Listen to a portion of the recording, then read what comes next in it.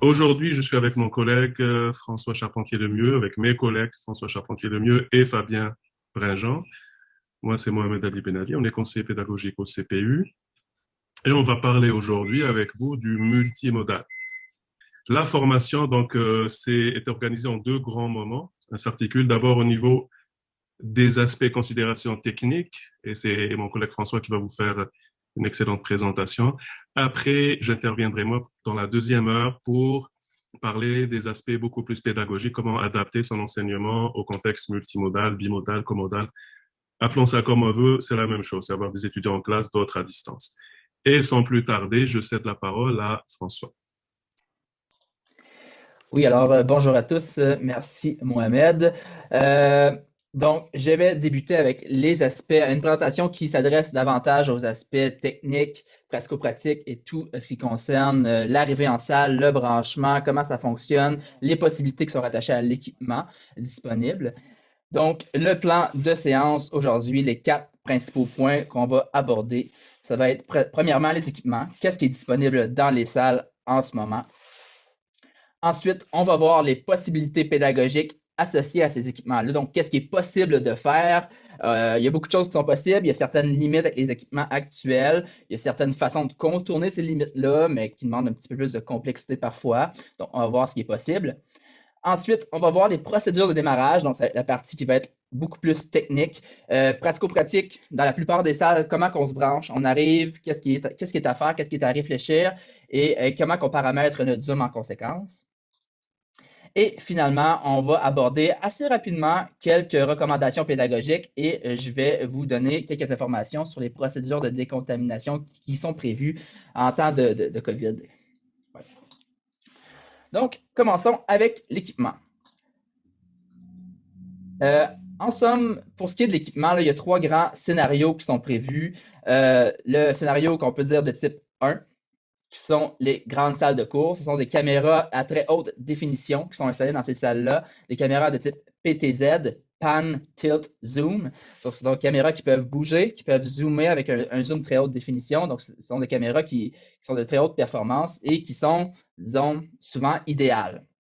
Donc, dans les grandes salles de cours, on parle des salles qui comportent plus de 80 places assises. Là, je ne prends pas en considération la distanciation sociale, mais de façon générale, 80 places assises. Même que de plus en plus, là, on retrouve ce type de caméra dans des salles plus petites aussi un peu, là, mais dans les 80 salles, 80 places assises et plus, systématiquement, elles ont été installées.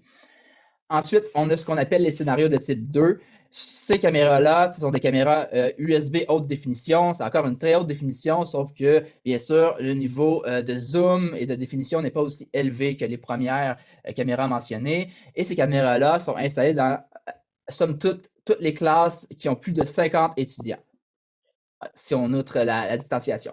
Elles sont maintenant été installées aussi dans beaucoup de classes, dans beaucoup de salles de cours qui comportent plus de 30 places assises, mais ce n'est pas systématiquement le cas pour toutes les salles de cours. On va vous montrer dans un instant comment accéder à la liste des salles qui sont équipées pour voir lesquelles des salles sont équipées et lesquelles ne le sont pas. Et finalement, le scénario de type 3, qui est un scénario qui englobe beaucoup plus de choses de façon large, ce sont pour toutes les autres salles ou pour tous les laboratoires ou pour tout autre équipement nécessaire. Par exemple, si vous allez dans une salle qui comporte une salle de type 1 qui comporte une caméra très haute définition, peut-être que vous voulez un équipement supplémentaire. Eh bien, il y a diverses options mobiles, divers équipements qui sont possibles d'emprunter dans les PST qui sont prévus à cette fin.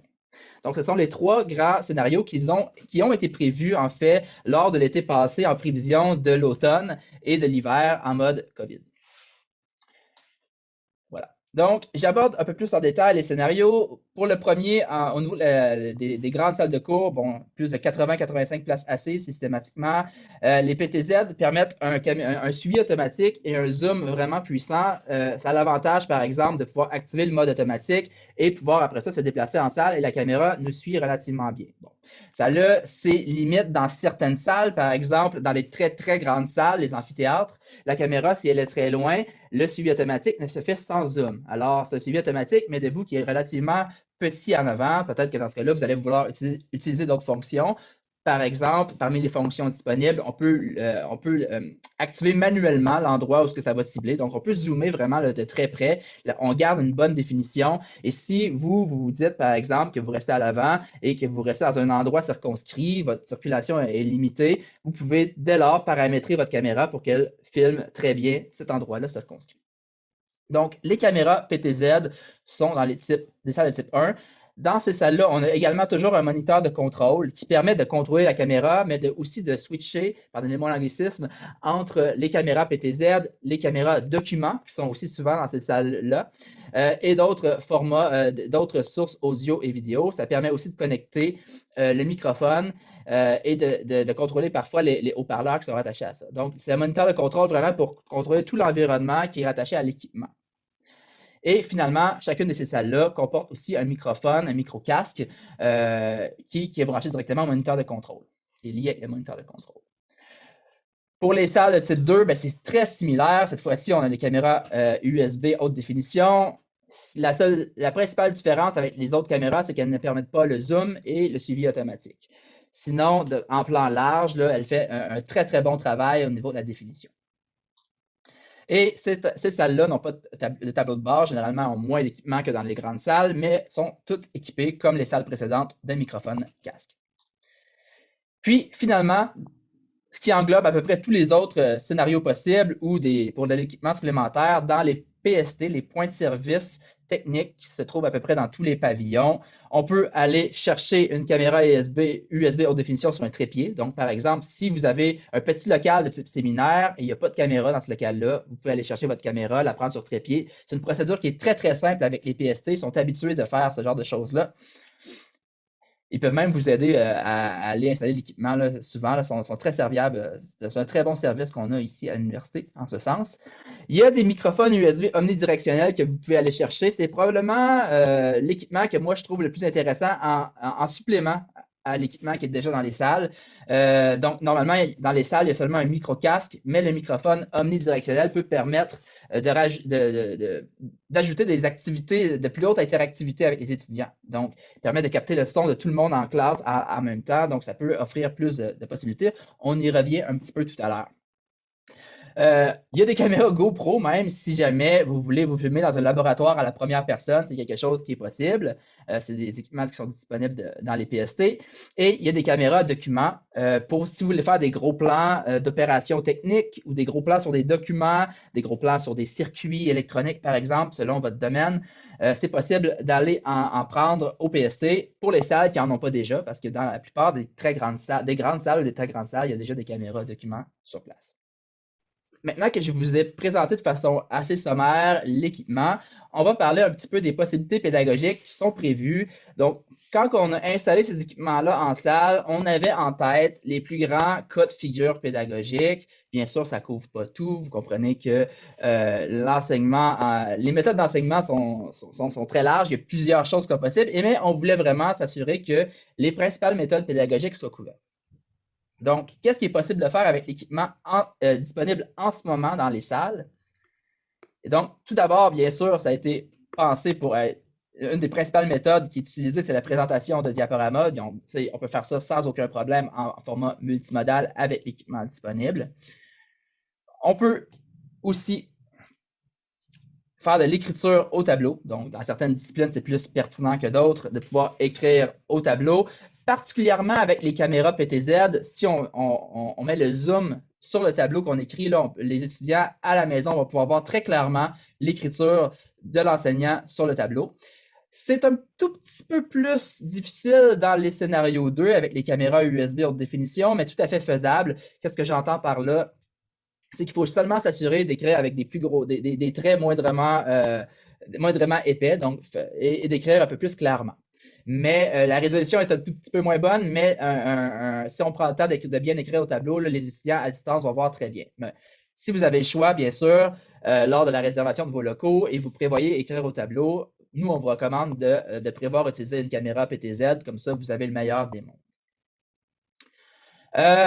Donc, c'est possible aussi de faire des démonstrations en plan large. Avec les caméras qu'on a, vraiment, là, c'est prévu pour faire des plans larges. Le zoom permet de faire des plans rapprochés, mais vraiment, là, on peut prendre des plans larges et même bouger la caméra pour obtenir le plan qu'on désire avoir.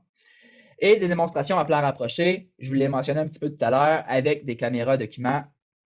On peut faire des plans vraiment là, très macro, des opérations très fines au besoin ou même certains aiment partager des pages de manuels. Ça se fait également. Voilà. Moi, j'ai mis une image même de circuit là, pour quelques en génie ou en physique, par exemple.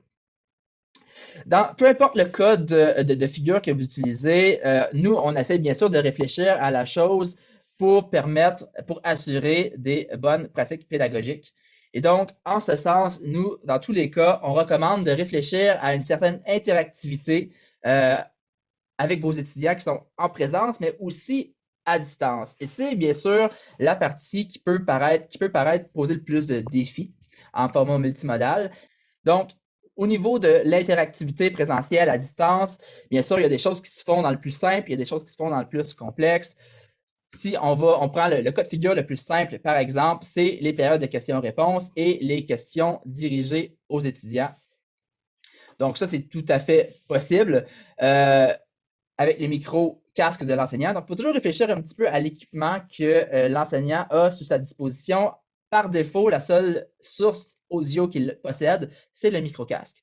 Et donc, si on reste dans le simple et qu'on prévoit une période de questions-réponses, s'il y a des questions qui sont posées en classe, bien, la bonne pratique, si on a simplement un micro-casque, peut-être c'est que l'enseignant reformule la question et en profite pour vérifier la compréhension de sa question envers l'étudiant, mais en même temps, ça permet aux étudiants à distance de bien entendre la question et de ne pas se forcer pour entendre la question de l'étudiant avec un micro très loin.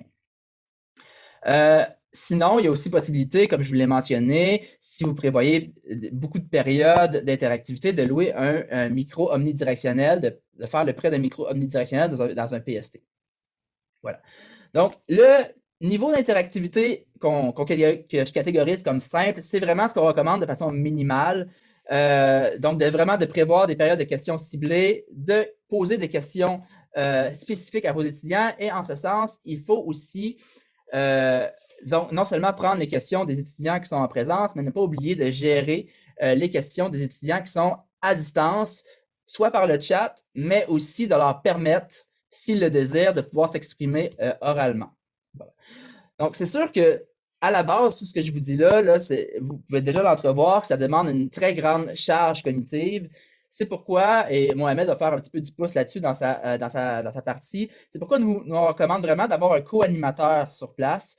Dans un monde idéal, un auxiliaire d'enseignement, ça fait une énorme différence d'avoir un auxiliaire d'enseignement qui peut vous aider à ce niveau-là.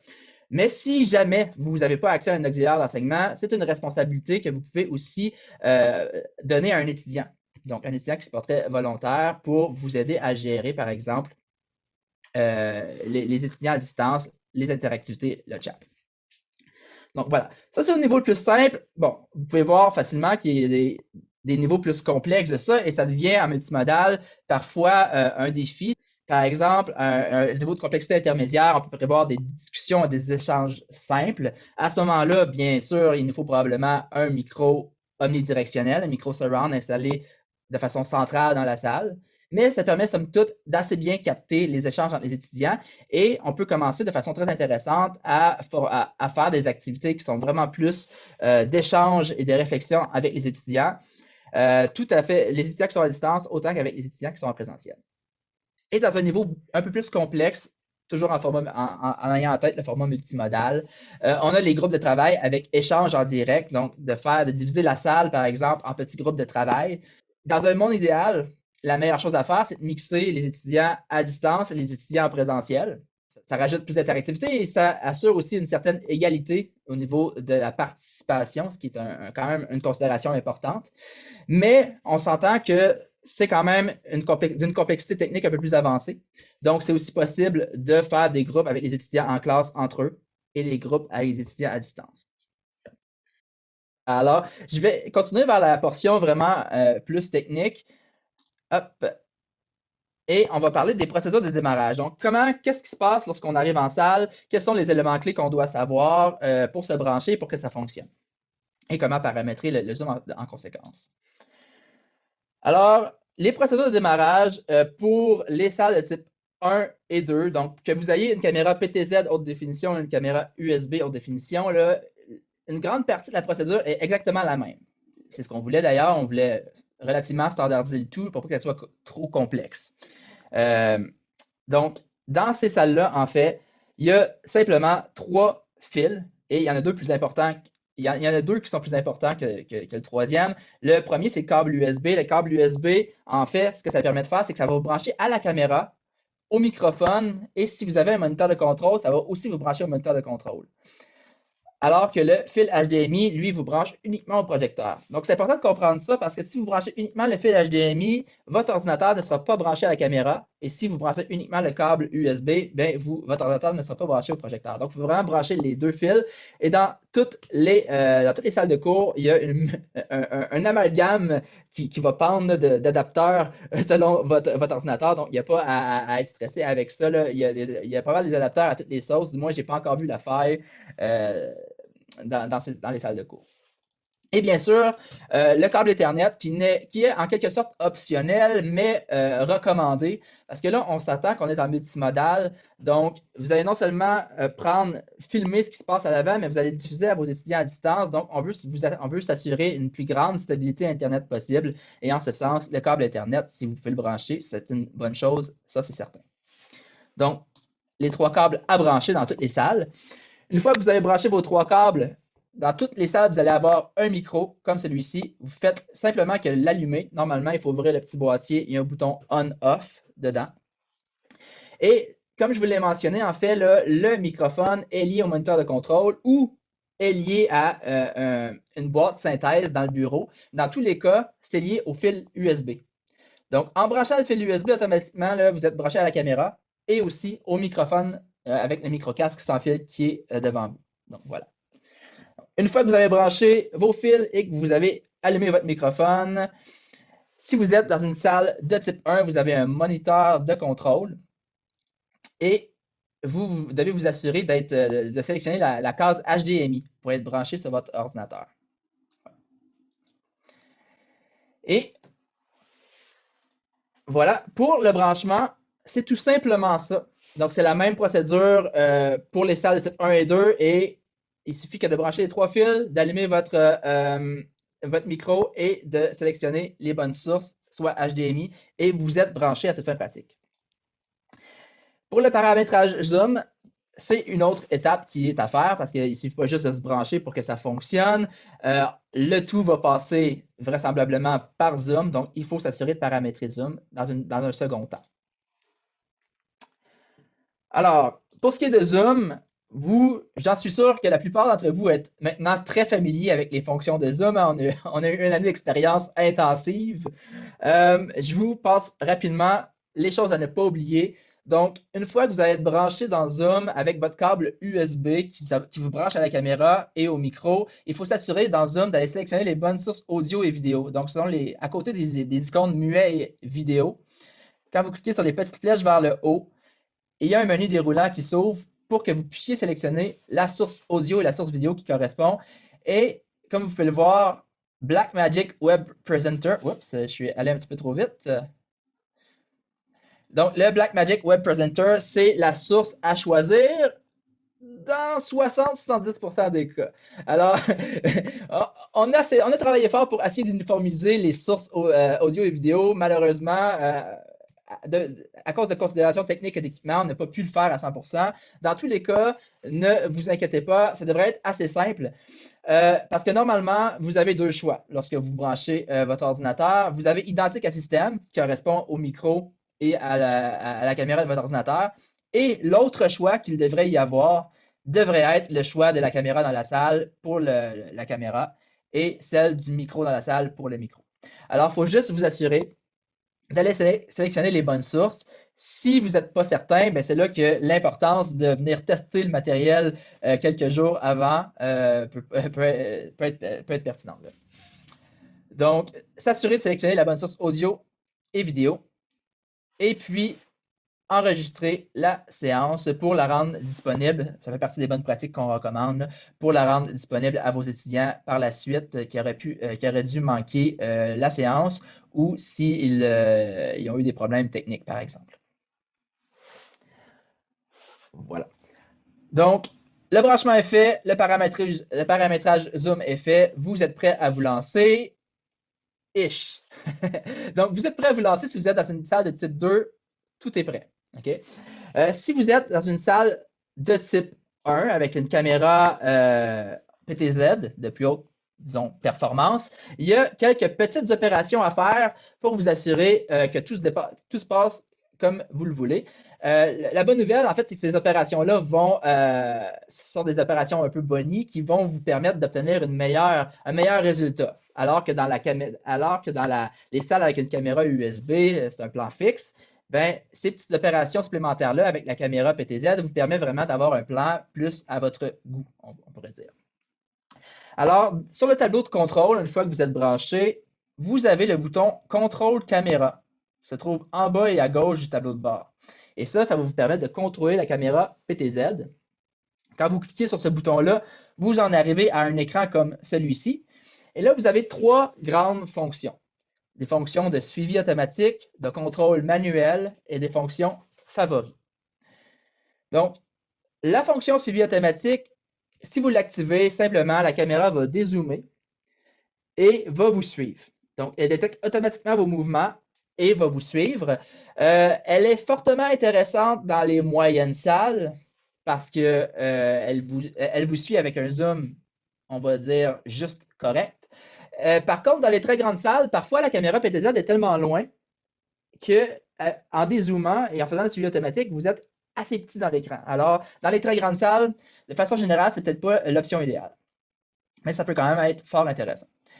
Le contrôle caméra, ça vous permet de zoomer à l'endroit très précis et de bouger la caméra manuellement. Donc, si vous dites que moi, par exemple, je suis toujours à la gauche de mon bureau et je ne marche que dans un rayon de 2 mètres à la gauche de mon bureau, vous paramétrez la caméra avant le cours pour qu'elle fixe cet endroit-là et comme ça, la caméra va toujours être fixe à cet endroit-là. Vous pouvez bouger et elle va vous capter correctement. Et sinon, il y a les options favorites. Normalement, il y a tableau gauche, tableau droite et pan large. Ça, qu'est-ce que ça permet de faire? C'est en un seul clic. Par exemple, si vous cliquez sur tableau gauche, la caméra est paramétrée pour venir zoomer un très grand plan rapproché du tableau gauche, ce qui est idéal dans certains cas, par exemple, si vous voulez écrire au tableau. Et là, vous pouvez revenir rapidement en plan large en cliquant simplement sur plan large qui va dézoomer complètement la caméra. Donc, ce sont les trois façons de venir contrôler la caméra PTZ dans les grandes salles. Pour être un petit peu plus concret dans ma présentation, je montre deux exemples de paramétrage, donc des méthodes très communes d'enseignement. Donc, soit une prestation de cours avec une présentation PowerPoint ou une utilisation du tableau pour écrire des textes ou des équations. Donc, dans le premier cas, si vous présentez un diaporama, eh bien, de façon générale, vous allez vouloir probablement le suivi automatique, parce que ce que vous voulez, en fait, c'est que vous voulez présenter votre présentation pendant que, en plus petit, on vous voit quand même à l'écran, et donc, vous ne voulez pas nécessairement, la caméra vous suit automatiquement, probablement. Ou peut-être que vous voulez déjà, avec le contrôle caméra manuel, déterminer un endroit où ce que la caméra vous captera de façon fixe, un ou l'autre. Ensuite, dans Zoom, vous faites un partage d'écran. Et ce que ça va donner, tout simplement, ça va donner un résultat comme celui-ci. Donc, dans lequel votre partage d'écran Zoom apparaît sur le projecteur. Donc, c'est ce que les étudiants en présence vont voir. Mais ils vont aussi voir le petit onglet de vous et votre caméra de Zoom en haut et à droite. Donc, c'est à peu près ce que les étudiants vont. On s'entend que ce que je vous présente en ce moment, c'est un montage, mais c'est ce que les étudiants devraient voir approximativement. Donc, ils vous voient vous, ils voient votre gestuelle et ils voient votre présentation en gros plan. Oui, petit point de vigilance que je me rappelle de mettre à chaque fois dans mon PowerPoint. Attention au mode présentateur dans PowerPoint. Parce que là, on s'entend que ce que vous présentez au projecteur et aux étudiants à distance, c'est votre partage d'écran Zoom. Alors, si votre partage d'écran Zoom capte le mode présentateur de PowerPoint et là, vous n'atteignez pas le but désiré. Hein. Vous voulez partager vraiment le contenu de votre présentation. Et en ce sens, vous pouvez le désactiver facilement. Là, je vous montre un exemple avec un Mac, là, mais j'imagine que c'est relativement similaire avec Windows. Donc, sur un Mac, vous allez en haut et à gauche, vous cliquez sur PowerPoint, puis sur Préférences. Et dans l'option diaporama, vous pouvez décocher toujours démarrer le mode présentateur avec 2 affichages. Parfait. Donc, j'en arrive à mon deuxième exemple avant de prendre quelques questions. Si vous voulez écrire au tableau, comment vous faites? Bien, cette fois-ci, vous n'aurez pas de partage Zoom à faire. Vous avez simplement à sélectionner la caméra comme vous le voulez dans le contrôle de la caméra. Et probablement que la chose que vous allez vouloir faire, c'est sélectionner le tableau gauche ou le tableau droit dans les présélections favorites. Donc, si vous écrivez sur le tableau gauche, vous sélectionnez le tableau gauche et il va y avoir un grand plan de la caméra, un zoom sur le tableau gauche directement. Dans ce cas-là, c'est ça. Comme je l'ai mentionné, contrairement à l'option précédente, ce que vous voulez partager n'est pas un partage d'écran zoom, mais simplement l'objet de la caméra pur et dur. Et le résultat que ça devrait donner devrait ressembler à quelque chose de ce genre-là. Voilà. Alors, ce que je viens de vous présenter, là, ça concerne, à toute fin pratique, les types 1 et les types 2 auxquels je fais référence. On va aborder très rapidement les scénarios de type 3. Vous allez voir, en fait, c'est très simple. C'est l'équipement qui se trouve dans les PST, dans les points de service techniques. Donc, à titre de rappel, caméra USB sur trépied, c'est possible d'en faire le prêt. Microphone USB omnidirectionnel, qui est un outil très pratique si on veut ajouter de l'interactivité en classe. Caméra GoPro, caméra document et bien sûr, toutes les choses et plein d'autres choses qui sont possibles de louer dans les PST. C'est une procédure qui est très, très simple et rapide normalement. Et les PST, là, les techniciens des PST sont très compétents et souvent sont très serviables, vont vous aider à venir paramétrer l'équipement au besoin. Il y a 2 façons de réserver ces équipements-là. Vous pouvez vous rendre sur place et vous pouvez aussi les réserver par téléphone. Et puis, il y a plusieurs, en fait, dans presque tous les pavillons de l'université, là, il y a des points de service techniques, tous les pavillons qui sont mentionnés là. Et là, peut-être, Fabien, si tu veux copier dans le chat l'adresse directe que vous allez voir apparaître à l'écran. En fait, c'est l'adresse pour avoir toutes les informations sur les coordonnées, le point de contact, le téléphone, les horaires d'ouverture des points de service des différents pavillons. Donc, voilà. C'est fait. Super. Donc, pour le scénario 3, c'est pas plus compliqué que ça. En fait, c'est le scénario qui couvre à peu près toutes les exceptions. Donc, si on veut s'équiper autre que dans les salles de type 1 et 2, vous allez dans les PST et vous devrez, on va trouver une solution pour répondre à votre besoin. Alors, j'aborde très rapidement quelques recommandations technopédagogiques, on va dire, de base. Certains points vont paraître anodins de votre point de vue probablement, mais si je le mentionne, c'est que c'est souvent quelque chose c'est que c'est pas toujours quelque chose qui est fait et ce sont les points principaux que j'ai notés. Alors, la première chose, c'est prendre le temps j'imagine que vous avez fait déjà le premier grand pas dans cette direction-là en assistant à la rencontre d'aujourd'hui, à la formation d'aujourd'hui.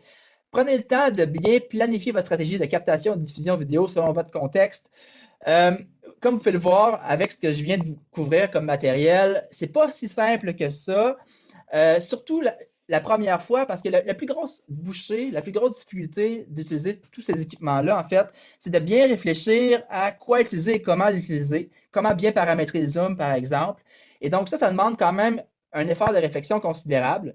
Une fois que vous avez fait cette réflexion-là, que vous l'avez testé, que vous êtes branché pour une première fois, ben pour les séances subséquentes, c'est super facile, vous répétez la même chose. Mais comme vous l'avez sans doute constaté, là, la première fois nécessite une bonne réflexion de ce que les étudiants à distance voient, ce que les étudiants en présence voient, ce que moi je présente à l'écran, est-ce que c'est la même chose, est-ce que c'est la même chose qui apparaît sur le projecteur et vice-versa. Donc, il y a vraiment plusieurs considérations et je vous invite à avoir une bonne réflexion par rapport à ça et d'aller le tester par la suite. C'est d'ailleurs mon prochain point. Familiarisez-vous avec l'équipement à l'avance. C'est très, très important. Vous pouvez contacter les PST. Ils sont habitués de recevoir ce genre d'appel-là. Ils vont vous débarrer une salle à l'avance. Donc, 2 jours à l'avance, 1 semaine à l'avance, vous pouvez les contacter si la salle n'est pas occupée, bien sûr. Ils peuvent même y aller avec vous. Ils sont très serviables dans ce sens. Ils vont vous aider même à le brancher et vérifier qu'il n'y ait pas de pépins. Et là, comme ça, vous allez avoir le cœur net que lors de votre première séance, ça va bien se passer. Et finalement, collaborer activement avec votre auxiliaire d'enseignement ou d'autres étudiants si vous n'avez pas accès à un auxiliaire. C'est ce qui fait une énorme différence. La charge cognitive d'enseigner, c'est déjà une charge cognitive qui est assez importante, mais enseigner en plus de tenir compte de différents paramètres, de tenir compte des étudiants qui sont en présence et à distance, de gérer les changements d'application et d'affichage pour plusieurs, c'est un énorme défi. Moi, je suis quelqu'un qui me considère je me considère très technophile et je trouve ça quand même comme une très grande charge de travail. Alors, le fait d'avoir un auxiliaire qui vous aide dans ça va grandement vous simplifier la vie et aussi rendre le tout plus dynamique. Donc, ça va éliminer certaines périodes de transition. Et sinon, vous pouvez toujours faire affaire avec d'autres étudiants, demander la collaboration d'autres étudiants pour vous aider en ce sens si vous n'avez pas accès à un auxiliaire. Donc, voilà pour les quelques recommandations technopédagogiques que j'avais. Je vais laisser plus Mohamed embarquer dans les aspects pédagogiques un peu plus tard. Et je vais terminer en abordant les procédures de décontamination prévues dans un contexte COVID. Donc, je vous mentionne approximativement là, ce qui est prévu, ce qui est possible. Donc, pour remettre les choses un petit peu en perspective, je vais vous mentionner qu'est-ce qui est la responsabilité de qui, en somme. Donc, la direction des immeubles se charge de toutes les salles de type X, qui sont des salles qui ne sont pas des salles facultaires, en fait. Toutes les salles de cours qui ont du matériel informatique et toutes les salles qui sont à la disposition des étudiants. Donc, c'est entièrement sous la responsabilité de la direction des immeubles. Les facultés et départements, ont les salles Y, qui sont des salles facultaires, et leur propre laboratoire. Et le matériel emprunté dans les PST, est entièrement sous la responsabilité des techniciens des PST. Donc, c'est une autre chose intéressante des emprunts au PST, c'est que vous n'avez pas à vous soucier des procédures de décontamination. Quand vous prenez l'équipement, il a été décontaminé et quand vous le remettez, il va être décontaminé. Pour ce qui est des quelques précisions sur la direction des immeubles, les surfaces sont désinfectées entre chaque utilisation des salles. Donc, eux ont l'horaire de chaque utilisation des salles et vont désinfecter la salle entre chaque utilisation au cours de la journée, mais aussi pendant la nuit. Il y a des lingettes en fait disponibles à la disposition des utilisateurs dans les locaux. C'est pour ceux qui veulent procéder à une petite décontamination additionnelle. Et pour les salles à la disposition des étudiants, sont désinfectées systématiquement 3 fois par jour, soit à midi, 16h et pendant la nuit. Si on jette un coup d'œil au niveau des facultés et des départements, cette fois-ci, ce sont les unités qui se chargent de décontaminer. Donc, les procédures sont déterminées par chaque unité responsable. Et pour les laboratoires, c'est la direction des immeubles qui, à des fréquences variables, selon les ententes avec les unités et les types de laboratoires, va effectuer la désinfection. Voilà. Finalement, dans les PST, là, j'avais déjà mentionné, ce sont vraiment les techniciens qui se chargent de tout quand vous rapportez l'équipement. Alors, je vous propose qu'on prenne une pause. On se reprend dans environ 10 minutes. Comme ça, on finira un peu plus tôt si jamais. Donc, nous allons reprendre tranquillement. Oui, tout à l'heure, je disais les 10 heures. Non, il est 11 heures. Et puis là, donc, on va voir la partie aspect pédagogique de la formation multimodale. On a 3 intentions aujourd'hui pour cette partie pédagogique. D'abord, définir c'est quoi l'enseignement multimodal, ça c'est important. Identifier ses effets sur l'enseignement et l'apprentissage et enfin voir quelles sont les précautions à prendre pour faire de l'enseignement multimodal qui ait du sens, qui soit efficace.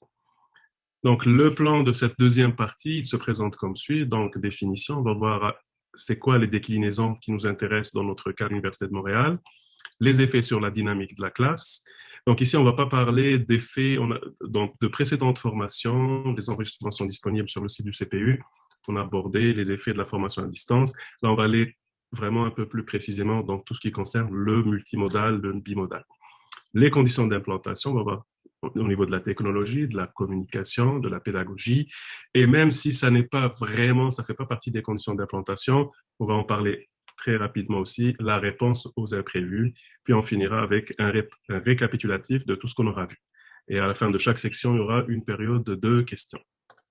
Donc, pour la définition, on va passer très rapidement. Donc, quand on parle de multimodal, on fait référence à 2 modes d'enseignement et d'apprentissage, le mode en présentiel que nous connaissons tous, que tous les étudiants connaissent le plus souvent, donc en présence physique en salle de classe, et le mode à distance, en présence virtuelle, en dehors de la classe.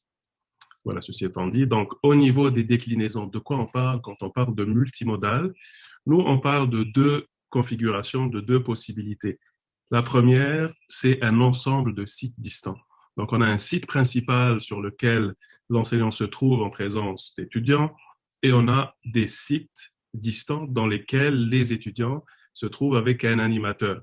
Comme mon collègue François l'a dit tantôt, l'animateur, ça peut être un auxiliaire d'enseignement, donc une personne dédiée à l'animation, comme ça peut être une personne, un étudiant, une étudiante nommée par l'enseignant.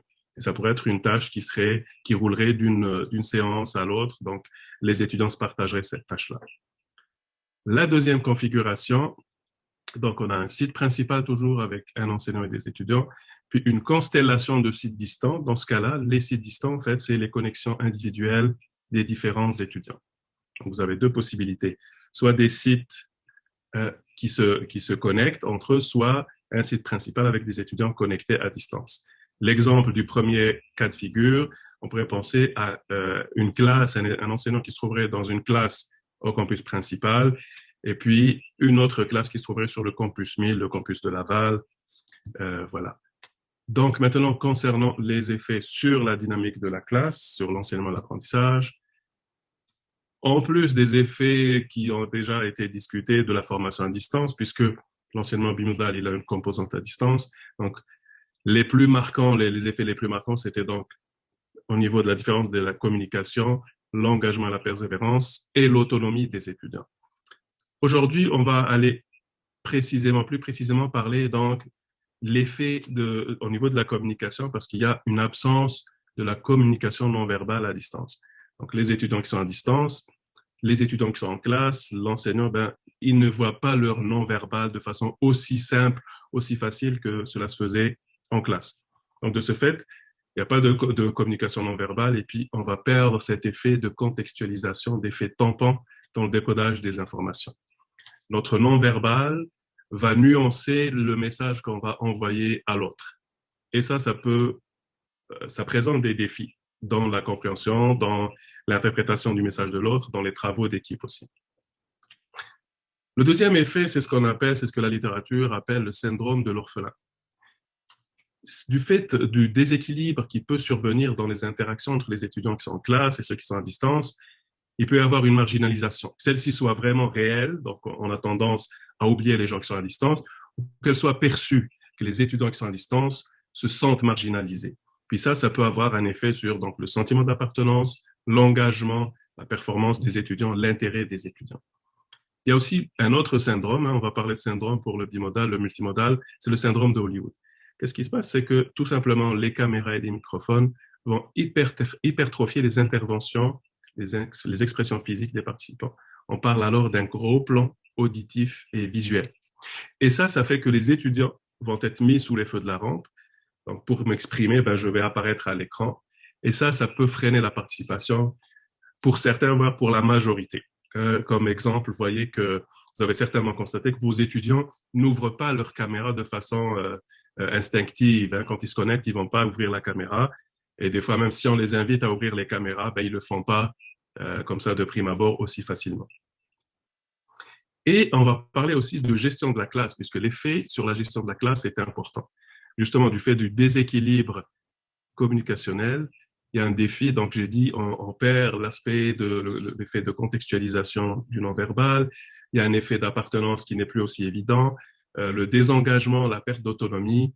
Et puis, tout ça, ça va faire un défi pour la gestion de la classe. Puis, tout l'enseignant, ils vont devoir faire attention à tout ça pour qu'il y ait une dynamique de classe qui soit, on va être réaliste. On ne reproduira pas à 100% la dynamique qu'il y a dans une classe en présentiel.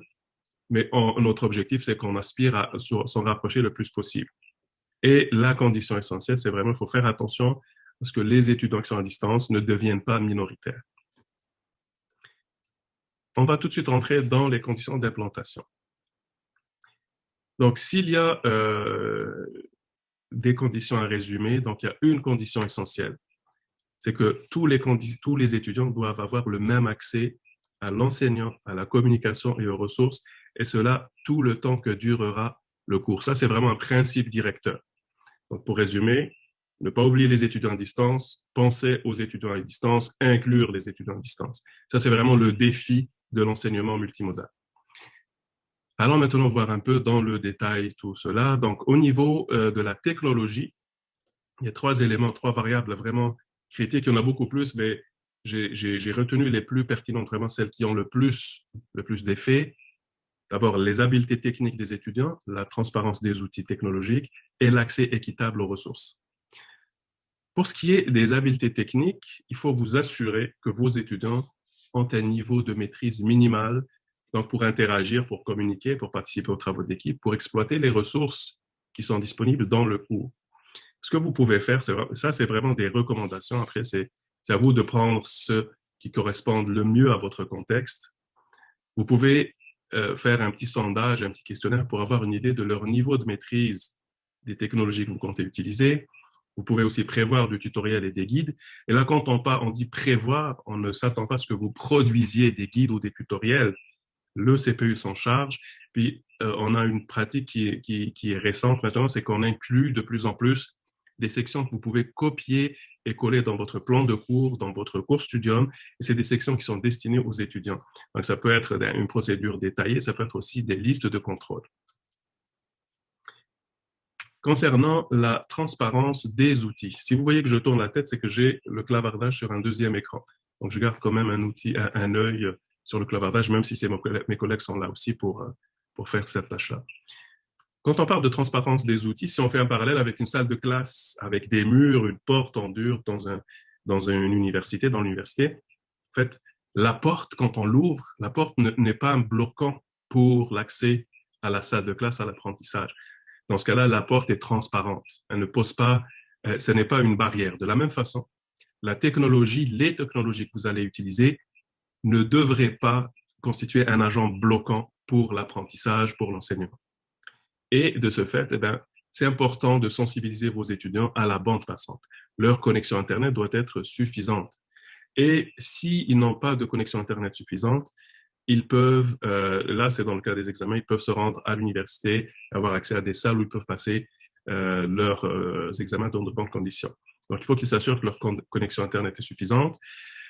S'ils doivent intervenir, par exemple, donc avec caméra audio, il faut s'assurer que les autres utilisateurs d'Internet dans la maison n'utilisent pas en même temps. Ça permet de désengorger un peu l'utilisation d'Internet. De la même façon, fermer tout ce qui consomme de la bande passante. Le soutien technique doit être disponible en tout temps, donc c'est important de présenter les ressources d'aide dans votre plan de cours, dans votre cours Studium, et puis de les rappeler de façon assez régulière. Et bien évidemment, l'équipement informatique doit être vérifié. Donc, les étudiants, il y a des procédures destinées aux étudiants pour se connecter à Zoom, pour faire comment utiliser Teams, pour s'assurer que les mises à jour se fassent bien avant et pas au moment de la séance, brancher son ordinateur à une prise électrique murale et pas sur la batterie. Bref, c'est un ensemble de bonnes pratiques qui font du bon sens, mais qu'il est pertinent et judicieux de rappeler aux étudiants. Offrir le même accès, donc un accès équitable aux ressources, donc offrir les mêmes accès aux ressources, les mêmes ressources aux étudiants, qu'ils soient avec vous, dans la classe ou à distance. Et ça, c'est important, l'accès, la question de l'équitabilité, de l'équité dans l'accès aux ressources, va aussi jouer sur l'inclusion, le sentiment d'appartenance au groupe. Vous voyez, on va parler beaucoup de sentiment d'inclusion, d'engagement, appartenance, puisque ça, c'est vraiment à la base de la réussite des étudiants, puis c'est grâce à ça qu'ils vont s'engager dans le processus d'apprentissage. Concernant maintenant la communication, pour ce qui est de la transmission de l'information, c'est important de mettre à disposition de vos étudiants de la documentation sous différents formats, Word, PDF, graphique, bref, tous les formats qui seront pertinents pour votre contexte, pour l'enseignement de votre discipline. Et c'est important aussi de mettre à jour les informations en ligne sur l'organisation du cours, sur la logistique, comment ils vont se connecter, combien de temps avant, etc. De le faire de façon régulière ou au moins à chaque fois qu'il y a un changement majeur. Par exemple, s'il y a une mise à jour de Zoom qui est vraiment importante pour éviter, pour permettre la connexion, autrement ils ne pourraient pas se connecter, c'est important de le faire. Prévoir aussi des canaux de communication multiples. Donc, prévoyez différents canaux. Ça peut être les courriels, ça peut être le clavardage dans Zoom, ça peut être les forums sur Studium, ça peut être des canaux Teams. Et ça va vous permettre, en fait, d'abord, on va le voir aussi à la fin pour la gestion des pannes, des imprévus. Ça va vous permettre d'avoir des canaux auxiliaires, des canaux de rechange et aussi d'aiguiller. Donc, si c'est, par exemple, des questions d'ordre qui pourraient intéresser toute la classe, eh bien, les étudiants la posent soit dans le clavardage de Zoom à un certain moment, soit dans le canal Teams. Si c'est des choses beaucoup plus personnelles, beaucoup plus privées, ben, ce serait dans ce cas-là plus indiqué d'aller avec le courriel. Et ça, en fait, ça va vous décharger de la tâche de répondre à tout. Le groupe, la classe va répondre à certaines choses. Vous viendrez par la suite pour valider ces choses-là. Et puis, vous aurez à répondre au courriel beaucoup plus personnel. Et c'est aussi recommandé, indiqué d'encourager vos étudiants, en fait, à mettre en place des canaux de communication propres à eux pour les travaux d'équipe. Souvent, les étudiants ne vont pas nous attendre pour mettre en place ce genre de canaux. Il y en a qui utilisent Facebook, WhatsApp, d'autres médias sociaux. Mais on a aussi des canaux, des outils qui sont propres à l'université. Donc, il y a Teams, il y a toute la suite Office 365 qui va communiquer, qui va permettre de passer donc avec Teams des appels vidéo, audio, de partager des documents, de faire du travail d'équipe, de la rédaction collaborative de documents. Mais vous avez aussi toute la suite Google pour les documents collaboratifs.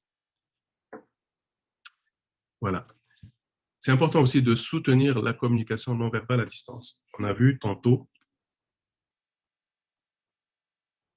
le spectacle. Okay. On reviendra après, c'est intéressant comme remarque. Que le non-verbal est important. Oui, effectivement, comme vous dites, là j'ouvre une petite parenthèse, on parle de spectacle, oui, quand on donne une prestation d'enseignement, c'est vraiment, on fait un show, excusez l'anglicisme, mais on fait vraiment une prestation, un spectacle dans le sens noble et positif du terme. Donc les étudiants, pour revenir à notre communication non verbale, les étudiants doivent être capables de décoder l'information émise par l'enseignant, par l'animateur et par leur pairs. Et c'est pour ça que c'est important d'expliciter les particularités de la communication à distance. Comme par exemple, ça peut être aussi simple que n'écrivez pas en majuscule. C'est agressant d'écrire en majuscule, c'est interprété comme si on criait, comme si on haussait le ton. Fournissez des ressources d'aide au décodage et de la régulation de la communication à distance. Donc, ça peut être juste un protocole avant d'intervenir. Je lève la main si je suis dans Zoom, ou je peux juste lever la main dans la caméra si on est ailleurs. Mais maintenant, Zoom et Teams ont la fonction de lever la main. J'ouvre le microphone, j'interviens, j'arrête. Puis, je ne fais pas des interventions fleuves parce que c'est contre-pédagogique. Ça va juste et vous fatiguer, vous, et fatiguer ceux qui vous écoutent. Puis, par exemple, proposer la étiquette. On a produit au niveau du CPU un document d'une page, très, très succinct, très bref, avec des règles de bonne conduite en ligne à distance. Donc, ce qu'il faut faire, ce qu'il ne faut pas faire. On a parlé tout à l'heure du syndrome de Hollywood, donc on va faire en sorte de limiter les gros plans audiovisuels. Donc, dans un premier temps, quand on commence un cours bimodal, multimodal, on va éviter de focaliser sur les intervenants. Donc, si les étudiants interviennent, je veux dire, on a posé telle question, et je ne vais pas nommer l'étudiant, par exemple. On va aussi instaurer un dialogue court et naturel. Donc, instaurer, vous le faites déjà dans vos classes habituelles. C'est important de le faire encore plus et puis de le dire aussi, d'expliciter ce que vous êtes en train de faire. Un dialogue court, naturel, bienveillant. Tout le monde doit se sentir en sécurité. Et c'est pas grave s'il y a le bruit d'un enfant, le bruit d'un micro-ondes. On est à distance. C'est tout à fait naturel, c'est normal. C'est important aussi de préserver l'équilibre communicationnel. Donc, François en a parlé, j'en parle aussi, prévoyez des animateurs. Donc, les animateurs, peu importe qu'ils soient des auxiliaires d'enseignement qui sont attitrés à cette fonction, ou que ce soit des étudiants qui sont nommés, désignés pour faire ce travail-là, cette tâche-là, ils sont importants. C'est des relais positifs pour vous, des relais positifs pour vos étudiants aussi, parce qu'ils vont permettre ils vont assurer que les canaux de communication sont équivalents. On a parlé d'équité entre les gens qui sont en présentiel et à distance, et eux vont être les garants de cette équité. Donc, si jamais il y a un étudiant à distance qui lève la main puis qu'on ne le voit pas, que vous ne le voyez pas, ben, ils vont vous signaler. Attention, madame, monsieur, il y a une intervention, un étudiant a levé la main depuis un moment, par exemple. Ils vont aussi faire office de porte-parole et d'intermédiaire entre les sites distants et le site principal, donc le site sur lequel vous vous trouverez. Ça peut être, par exemple, ils vont lire les questions qui ont été nommées, qui ont été posées, écrites dans le clavardage. Maintenant, concernant la pédagogie. Si vous voulez une règle générale, donc, nous, on ne recommande pas de dépasser les 40 à 50 étudiants par séance. Et je dis bien, on ne recommande pas. C'est une recommandation, ce n'est pas une règle absolue. Donc, idéalement, vous devriez être en présence de 20 étudiants en classe, 20 à 25 en classe, 20 à 25 à distance. Et cela que ce soit la pandémie ou pas. Ça, si on veut faire du multimodal ou du bimodal à un niveau optimal. Par la suite, ben, ça dépendra des contextes aussi. Il faudra vous ajuster comme vous le faites déjà maintenant. Et donc, pour que ce soit une expérience agréable pour tout le monde, efficiente pour toutes et tous, donc vous et vos étudiants, il faut instaurer de la discipline, il faut se doter de patience et respecter les tours de parole. C'est très important pour garantir l'équilibre communicationnel entre les différents étudiants. Et ça peut être évident, ça peut couler de source, mais c'est important d'expliciter ces choses-là. C'est important d'aviser vos étudiants que les bruits peuvent être entendus des autres sites et ils vont nuire à l'écoute des autres participants. Pour la petite anecdote, une enseignante ou un enseignant, je ne me rappelle plus, m'avait dit que dans une séance comme ça, ben, une de ses étudiantes avait décidé d'avoir son petit pique-nique, puis elle avait sorti des morceaux de céleri, puis elle croquait ça allègrement. Sauf que les gens qui ont ça dans les oreilles, je peux vous dire qu'ils étaient accrochés au plafond. Donc, c'est important de sensibiliser les étudiants à ça. C'est important aussi de sensibiliser au fait de prendre soin du matériel. Donc, ne pas boire, ne pas manger dans les salles équipées, parce que c'est des équipements électroniques qui sont fragiles, qui coûtent cher. Donc, on va faire en sorte, donc c'est des investissements qui coûtent cher, qui sont lourds, donc on va faire en sorte de les préserver pour pouvoir en jouir le plus possible. C'est important aussi de vérifier régulièrement que vos étudiants voient bien et entendent clairement. Une chose aussi simple, si vous voyez dans la liste des participants, il y a un participant qui s'appelle moniteur CPU. Ça, c'est mon téléphone à moi. Je ne sais pas si vous le voyez avec le fond d'écran. C'est un participant fantôme, si vous voulez. Donc là, j'ai exactement ce que vous voyez. J'ai aussi un retour audio pour avoir une idée de ce que vous entendez. Puis là, je ne vais pas vous poser la question, est-ce que vous m'entendez? Est-ce que vous voyez bien? Et c'est pas grave. Vous avez en plus de ça, dites aux étudiants que si jamais ils n'entendent pas, ils ne voient pas, qu'ils vous le signalent. C'est important aussi d'être naturel. Soyez naturel comme dans une salle de classe traditionnelle. Les étudiants aiment beaucoup les enseignants qui sont naturels, qui sont humains. Vous créez, et ça c'est important pour diminuer la distance qu'il y a entre vous et vos étudiants, surtout ceux qui sont à distance justement. Si vous avez des conférenciers invités ou si des étudiants doivent faire une présentation plénière, eh bien c'est important de les briefer, excusez encore une fois l'anglicisme, de leur donner donc un bref résumé de la démarche à suivre, de comment les choses vont se passer. Et tantôt, on avait parlé de la nécessité d'encadrer les interventions pour éviter les interférences auditives. Donc, pour intervenir, ils doivent impérativement demander la parole. Ils doivent utiliser le micro et l'intervention doit être concise et brève. Je ne sais pas pour vous, mais moi, quand j'entends des fois des interventions très, très longues, j'ai tendance à décrocher tout simplement. Parce qu'on perd le fil de l'idée. Puis là, à distance, d'une, on va perdre le fil de l'idée, et deux, on n'est plus équitable parce que celui qui va accaparer la parole, ben, il ne laissera pas de temps aux autres. À la fin de l'intervention, les étudiants devront désactiver le micro pour libérer le canal audio ou le canal vidéo et accordez un petit moment de latence, un petit battement de quelques secondes, 4 à 5 secondes, pour permettre, si vous avez une caméra, donc les caméras PDZ, pour leur permettre qu'elles se replacent, donc qu'elles refassent le focus, qu'elles reprennent le plan large ou le plan plus serré. Concernant maintenant la scénarisation pédagogique, je vous dirais que tout ce que vous faites en classe pourrait être refait en classe traditionnelle, pourrait être fait en classe multimodale, en prenant soin de quelques ajustements. Et les ajustements vont toucher, comme je vous ai dit tantôt, c'est la communication vraiment, aller chercher l'inclusion, l'engagement des étudiants. Donc, c'est important dans votre scénarisation, dans votre plan de match du cours, de tenir compte du facteur de la distance. Et la meilleure façon de faire, c'est d'avoir des activités qui vont faire que les étudiants soient actifs, qu'ils collaborent, qu'ils soient coopératifs entre eux et que ça fasse appel à de la résolution de problèmes, à des études de cas. Pourquoi je dis ça? Parce que les études, justement, la recherche montre que par rapport à de l'enseignement classique, l'enseignement à distance connaît un taux d'échec beaucoup plus important. Par contre, l'enseignement hybride, qui mêle de la distance et de la présence, du présentiel et de la distance, du distanciel comme on devrait le dire, eh bien non, ça a des taux de réussite ou d'échec similaires, très proches de ceux l'enseignement en présentiel en classe. Quand on est allé éplucher un peu plus, voir dans le détail pourquoi, on s'est rendu compte que ces enseignements hybrides, ils offraient justement des apprentissages collaboratifs, coopératifs, et ils faisaient appel aux capacités des étudiants à résoudre des problèmes, à réaliser des études de cas. Et donc, là, on voit bien le lien qui existe entre le fait que l'étudiant soit actif, qu'il ne soit pas seulement réceptif, amorphe, inactif, et le fait aussi qu'il tisse des liens avec ses pairs, qu'il soit à distance ou en classe avec lui. Dans la mesure du possible aussi, impliquer les étudiants dans le choix des thématiques ou des thèmes, des sujets à traiter dans les travaux.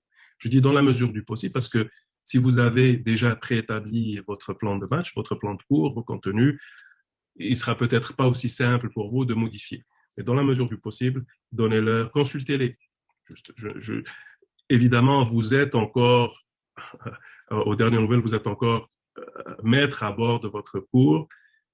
Et si vous pouvez accorder le choix à vos étudiants, ce sera encore plus bénéfique. Et aussi, dans la mesure du possible, pensez à des sujets qui sont ancrés dans la réalité. La question de l'authenticité est importante. Des situations authentiques, donc des situations qui sont réelles, qui sont tirées de la réalité. Ça va garder la motivation des étudiants élevée. Ça va donner un sens aux activités à réaliser, puis à leur apprentissage. Je ne vais pas apprendre la notion pour l'apprendre seulement. Je vais l'apprendre parce que dans mon futur professionnel, je vais être amené à utiliser cette notion-là. Important aussi de prévoir des temps de pause. La fatigue cognitive est très importante à distance. Certaines publications, certains auteurs parlent de Zoom fatigue, la fatigue engendrée par Zoom. Et oui, la fatigue est importante chez les étudiants parce qu'ils doivent se concentrer sur le contenu, faire du clavardage, mais pour vous aussi parce que vous avez à gérer plein de choses. Vous avez votre présentation, vous avez le matériel à gérer, l'intervention en salle, l'intervention en présence.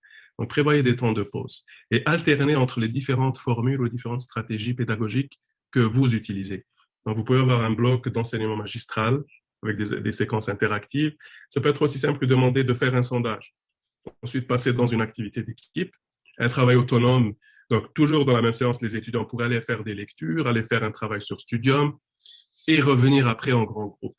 Donc ça, d'une part, vous allez avoir de la variation, donc il n'y aura pas de monotonie.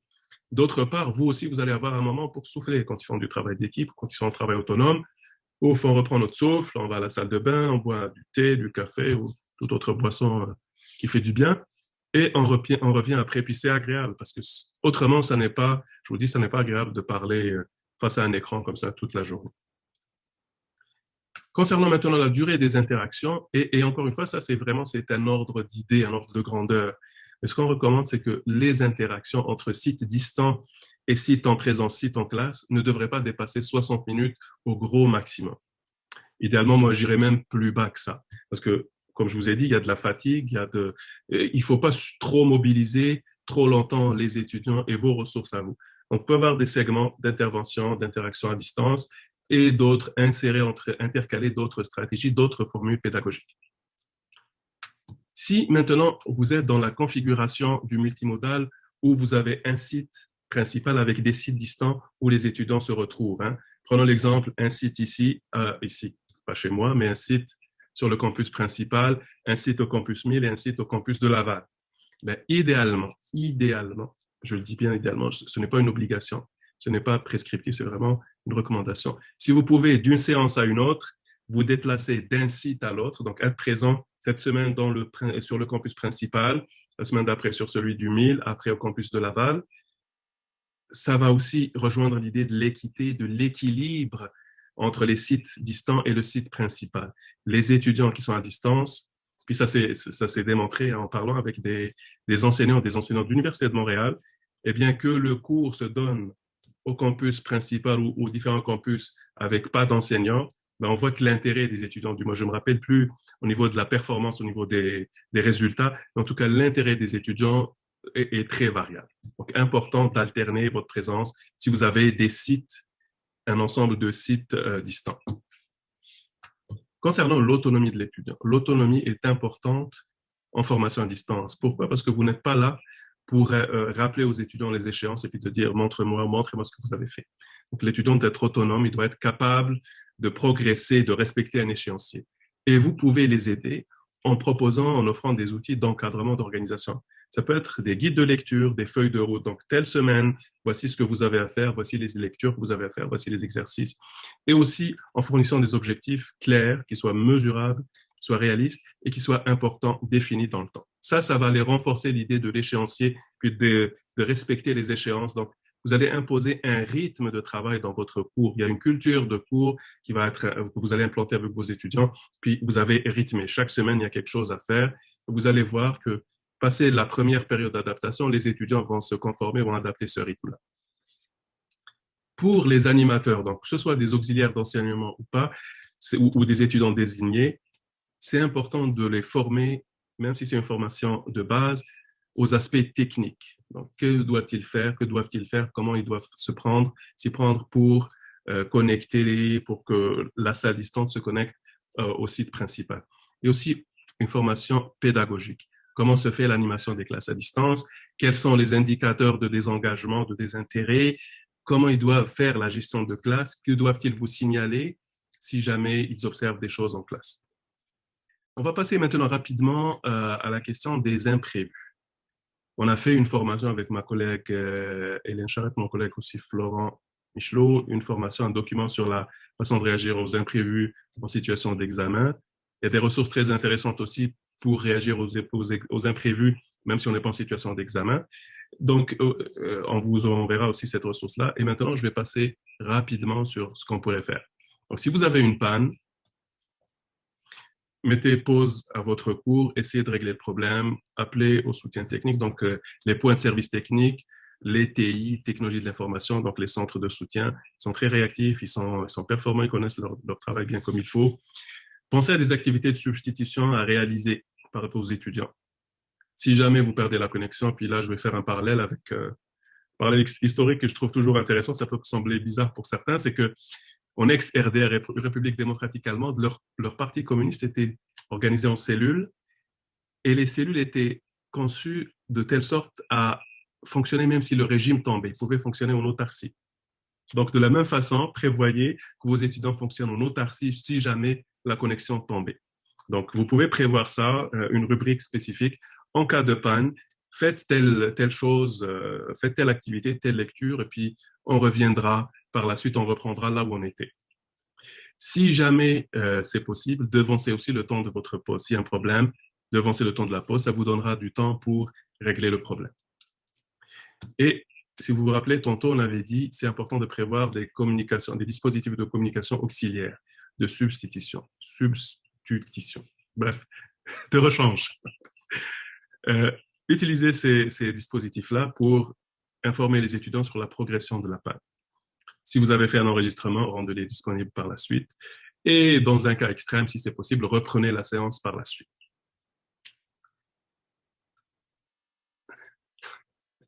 Merci. On me dicte sur le clavardage la façon de prononcer le mot. Merci Hélène.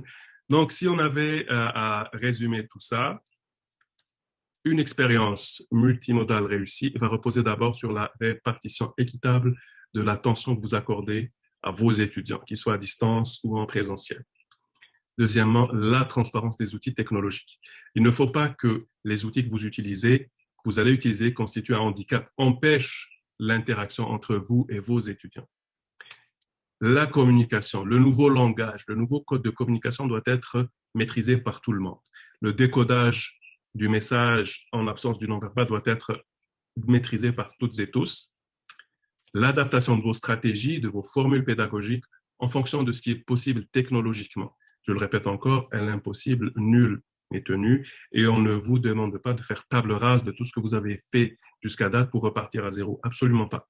C'est adapté. Mais c'est pas grave. Si la première fois, ça ne marche pas, refaites. Plus que jamais, moi je disais, donc avant la pandémie, je donnais des ateliers en classe, je disais aux enseignantes, aux enseignants, vous faites un travail d'affinage. Comme les fromagers, comme dans la viticulture, vous affinez votre cours. Au gré des itérations, vous allez découvrir qu'il y a moyen d'améliorer, d'optimiser certaines choses. Et c'est ce qui est beau dans la tâche, dans la pratique. Sinon, autrement, ce serait mieux de refaire toujours la même chose, d'avoir une routine qui se répète sans fin comme ça. Pensez à intégrer dans la mesure du possible de l'apprentissage actif. Faites agir vos étudiants. Trouvez aussi des façons ludiques, des façons intéressantes, surprenantes parfois. Mes collègues Julie Verdi, Van Doon et d'autres, je m'excuse si j'ai oublié les noms, ont produit de la documentation sur la pédagogie de première session sur les activités brise-glace aussi. Vous pouvez vous en inspirer pour avoir des choses qui cassent le rythme, qui cassent la monotonie. Ça peut être aussi simple que mettre de la musique au début d'une séance, dans la mesure du possible, au début de la séance, où vous pouvez dire aux étudiants, nous on le fait à l'interne dans le service, qui voudrait faire une activité brise-glace en début de séance. Mettez-vous en équipe. Ça peut être un défi, un challenge ludique entre les étudiants pour amorcer dans de bonnes conditions avec des vibes positives, des vibrations positives la séance. Au niveau de l'autonomie, jouez votre carte maximale sur l'autonomisation des étudiants. Soutenez-les pour qu'ils deviennent autonomes, pour qu'ils fonctionnent par eux-mêmes, qu'ils respectent les échéanciers et, dans la mesure du possible, impliquez-les dans les choix, dans certains choix. Ça peut être aussi simple que on a 3 blocs, 3 sujets à aborder cette semaine, par quoi vous voudriez commencer.